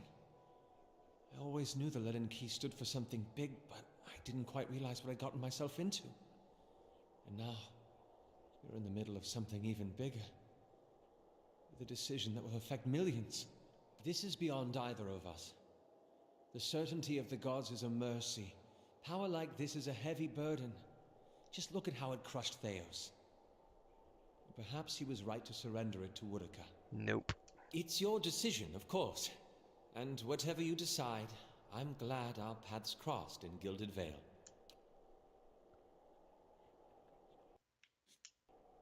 Theos, he had hold of your soul from a long time back, seems like. You get what you needed from him? I got justice. Not many can say that these days. Not in this country where they think the gods have abandoned them. Well, you'll be feeling better soon then. Good. That's real good. You got it figured out what you're going to do about all that? Yep. Got a lot of people out there thinking they've been abandoned by their gods. There's not much that'll put the fear in you more than that. You can take my word for it. If it was in my power, and I know it's not, but if it was, I'd send every last one of those souls right back where they were supposed to go in the first place. So folks could get back to believing what they used to.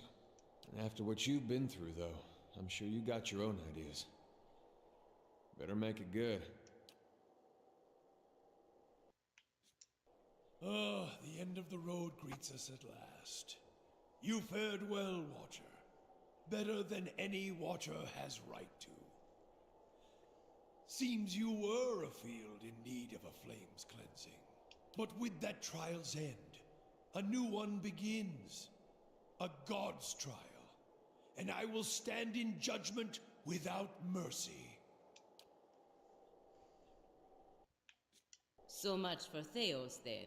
Now you have a chance to set things right, back to the proper order of things. It will take the Deerwood generations to recover, but at least these souls will find their way back to the wheel, as it should be.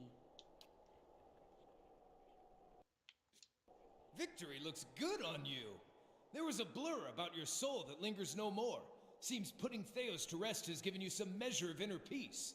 Of course, now you need to decide what to do with these trapped souls. But I speak out of turn. This is your decision, my Watcher friend. You should trust your own instincts. I'm honored to have been part of your journey, regardless of what happens next. This is what I was talking about earlier, how some of this stuff is completely voiced and some of it's not, and they fixed that in the second game because it's all voiced. Alright, hard save. Alright.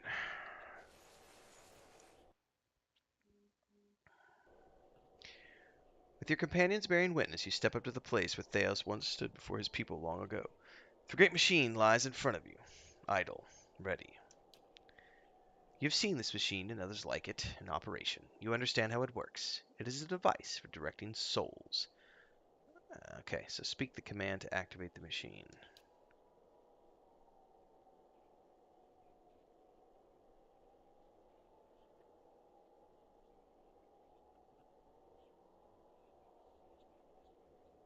I'm supposed to return them to the cycle, right? Oh, I can't check really. I can't check right now. Hang on, let me double check this and make sure I choose the right one.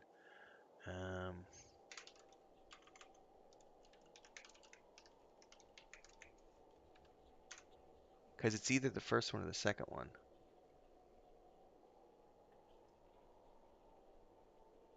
But I want to make sure I choose the right one. Okay, yeah.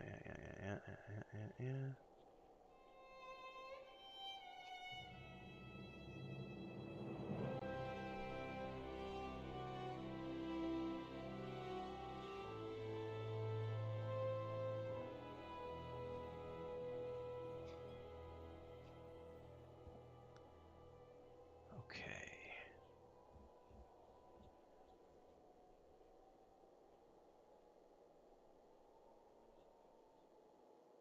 Aha! Yeah, send souls back to the reincarnation cot. That's what I thought it was. You close your eyes and expand your perception outwards, taking in the immense totality of the tens of thousands of souls orbiting the chamber. You grasp on the souls as tenuous. You find yourself fighting to keep them all within your influence, and you can feel them slipping away from you as the machine gains speed. A brief moment comes when it feels as though you hold all of them at once, and the force is so great it feels as though they will tear you apart. In that moment, you dedicate your entire being to bending their orbit, to channeling their flow in a new direction. At your command, the ancient device became your instrument, spinning to life with deafening resonance and gathering up the swirling essence like thread on a great spindle. There, in the pale pulsing glow of the machine that set you on this path long ago, you summoned all your strength, focusing on your objective and blocking out all else. With a single concussive blast that rocked the chamber and sent you tumbling to the ground, you freed the souls from their stasis. Exhausted, your consciousness slipping away, your last sight was of the machine, dark and dormant. Then your eyes closed, and sleep welcomed you at long last. After coming to and searching for some time, you discovered the route Theos used to enter Sun and Shadow, and embarked on a long and arduous ascent back to the surface. You emerged in Terra Evron after days of tunneling through the rubble Theos had left behind, and when you stepped into the daylight, you were faced with a different Deerwood than the one you had left. At your direction, the lost souls of the Hollowborn were funneled back into the churn of Bareth's wheel to find their way into new vessels and partake in the life they had been denied during Whitewind's legacy. Sweet. Though parents of Hollowborn would remain just that, the end of Whitewind's legacy would bring about a spate of new, healthy births, with many of the infants bearing souls once meant for Hollowborn children. The natural cycle of life and death had been restored to Deerwood, and with it came a renewed faith in the providence of the gods. Though you had killed Lord Radric in his throne room, so strong was his drive to rid his land of Eothasians that he returned to life as a death guard, a deathless crusader for his brutal cause. With the remains of his humanity stripped away, Radric came to see all the people of Gilded Vale as worshippers of Eothas, and one day he led his forces into the village personally to see them all purged from his lands. Damn! Gilded Vale was left a hollow shell, its buildings ruined, and its people slaughtered. Even travelers and would-be squatters knew better than to take refuge inside its borders. Lord Radric returned to Radric's Hold, where he remained, keeping eternal watch over his barren domain. Following the assassinations of Duke Avar Wolfgren and Lady Webb, Defiance Bay was thrown into political upheaval. In the ensuing weeks, the streets had become the domain of looters and blackguards. Few dared to step outside their own doors alone or unarmed. But once the dozens had regrouped in the wake of the riots, they quickly put an end to the criminal activity. They patrolled the streets in droves and administered their brand of law on any perceived offenders. This was not the erratic justice of the mob, however. The dozens had taken to heart the strengths of their adversaries, the Knights of the Crucible, and emerged as a far more organized, disciplined force. With the waning strength of the other Defiance Bay powers, the leadership of the dozens took the opportunity to establish its own group as the dominant peacekeeping force in the city. Groovy. The dozens would soon find themselves overwhelmed by the problems of a leaderless metropolis. But they found an uneasy new partner in the surviving forces of the Crucible Knights, who understood the city's infrastructure and were able to keep the worst of its problems under control. Hey man, alliances, they gotta happen Though sometimes. the machine atop Ter Noaneth had been disabled, it had not seen its last use. Heritage Hill was rebuilt, and no sooner had the first families moved in to resettle the district than members of the Leaden Key, acting under standing orders from their Grand Master, climbed the tower and reactivated the machine. The initiates slew a handful of the new settlers under cover of night, and watched as history repeated itself, the victims reanimating and devouring the survivors. After this second incident, the district would remain abandoned. The Duke's assassination at the apparent hands of an Animancer had caused catastrophic rioting in the streets of Defiance Bay, and few Animancers survived the first day. Many Deerwoodans took the end of Widewind's legacy as a sign, both that the gods did not approve of animancy, and that the purging of Animancers in Defiance Bay had been enough to satisfy them. In time, their rage would subside, and a number of surviving Animancers remained in and around Defiance Bay, often taking to the wilds to practice their science without repercussions. In the town of Deerford, an underground cult dedicated to Scan insinuated itself into the town's institutions. It became a popular travel destination for the wealthy, who were actively courted by the town's leadership. But few who visited the town would ever return, as they soon found their fortunes plummeting and their reputations destroyed by their own kin. Creepy! The fortress of Cadnua emerged as a bastion of security in the midst of an untamed land, becoming the envy of every Thane and Earl in Deerwood. Legend grew over time of its impregnability, and stories of formidable invaders easily scattered by the keep's defenses became popular around the hearths of Deerwood inns. Palagina had gone against the Duke's Bell's orders by inventing a new trade arrangement with the Anamanfath to accommodate the recovering Deerwooden market. With the Deerwood's people still weakened by Widewind's legacy, the Valian Republics easily pushed their would-be competitors out of the market. For her outrageous insubordination and audacity, Palagina was banished from the Republics. She traveled north in the Eastern Reach, avoiding Valian ports and entering the ranks of the kind wayfarers. Despite her bravery and dedication to those in her care, her strange appearance made her feel like an outsider wherever she went. Adair chose not to return home to Gilded Vale. Through a number of quiet inquiries, he soon found his way into the underground organization of Aethasians known as the Night Market.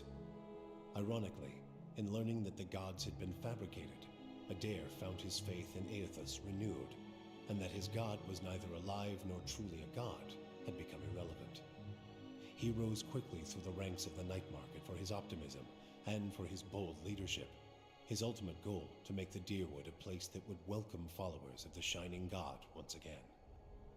When the dust settled in Sun and Shadow, Aloth looked upon the remains of Theos Ix Arcanon, his former master. He saw where the Grandmaster had gone wrong, and he knew what he would do better. The secret of the gods would be preserved, and with it, the sanity and well-being of all Kith. He donned the remains of Theos's ceremonial garb, and prepared himself for the long and lonely task ahead. With the Watcher's goals accomplished and his own vows fulfilled, Kana Rua sailed back toward Rawatai, thinking on the lessons his travels had provided him. By the time he landed at Tekoa, he understood what his path must be. Standing before the Lore College, Kana Rua explained that the tablet he sought had been destroyed, and so a true interpretation of the Tonvi Oratoa could no longer exist. The people of Rawatai would have to create their own.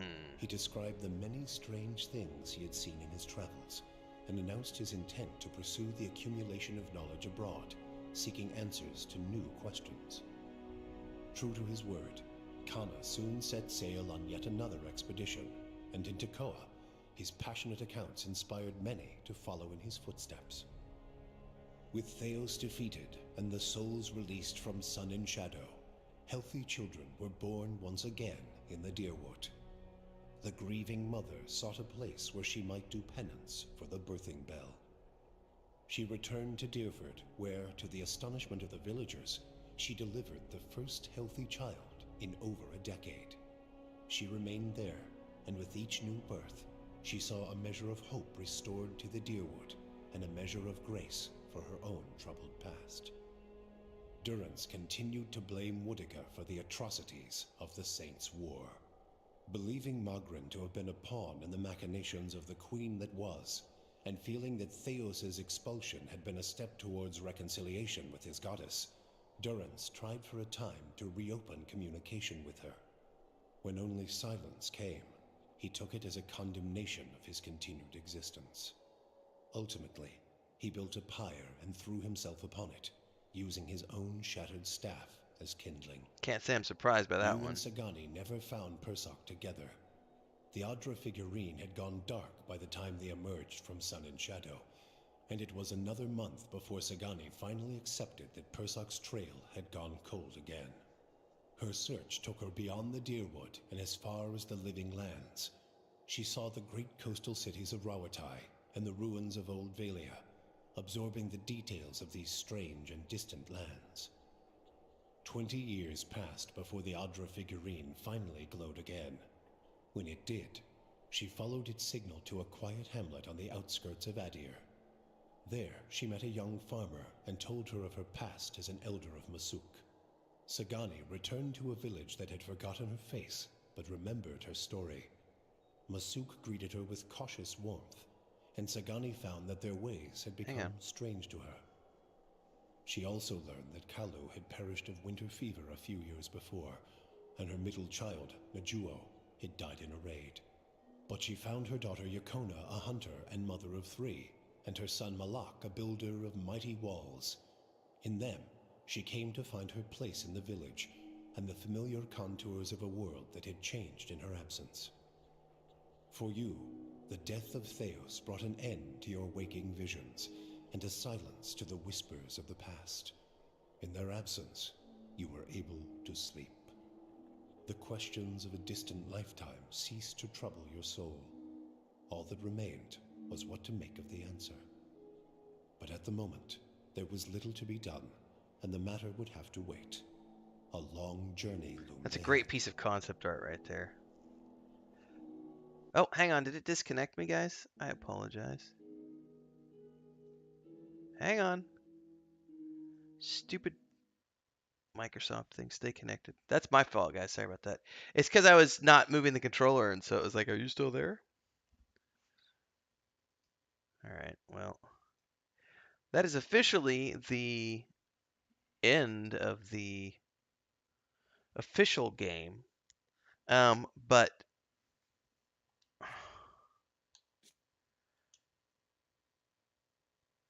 now we can go work on the expansion stuff, which I've never done. Can you just pick up where you left off, or does it?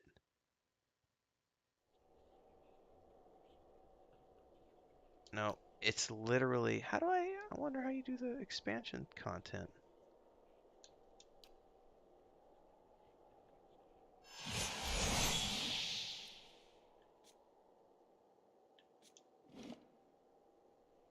Well, I know we can go work on the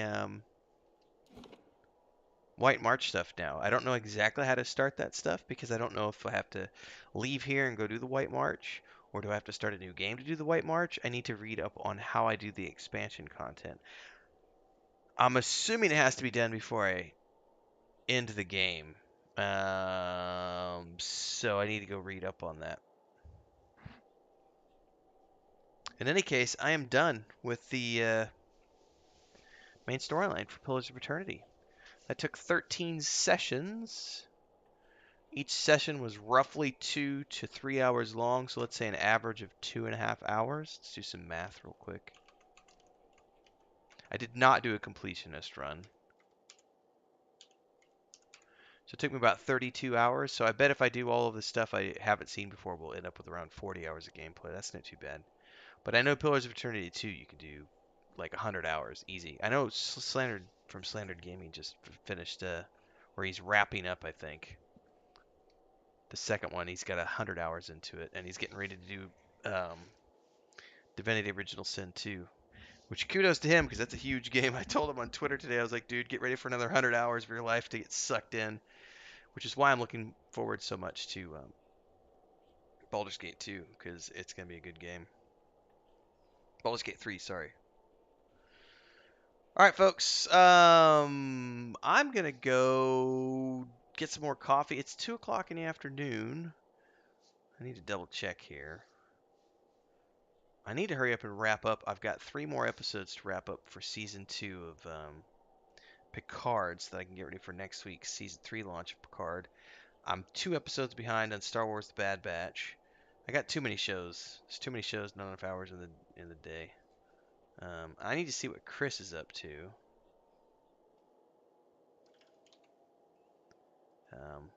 and we'll go from there. Like, subscribe, hit that bell icon. We'll be back doing some more stuff later. We've got more episodes coming out. I'll be streaming some other stuff. I'm still doing the Last of Us playthrough. We'll be finishing that up. Um, we'll be doing Dreadfire, the second game in this series, soon enough.